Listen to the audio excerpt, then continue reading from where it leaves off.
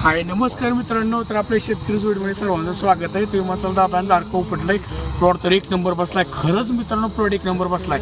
पण विषय काय झाला, मागच्या 15 दिवसापासून जे ऊन पडत नाही त्याच्यामुळे पांढऱ्या माशीचा प्रादुर्भाव वाढलेला आहे. व्हायरसलं इन्फेक्शन तर वाढले जबरदस्त मित्रांनो.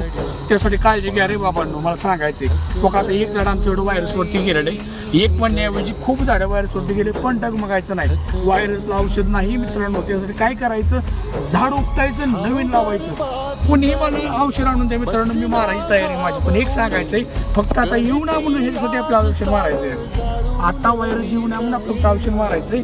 तर मित्रांनो त्यासाठी काय करा, सेफीना घ्या आणि उग्र वासाची म्हणजे आपण निमतेल घ्या, करंज तेल घ्या. अशा औषध मित्रांनो प्रत्येक औषधामध्ये थोडी थोडी काढून मारा.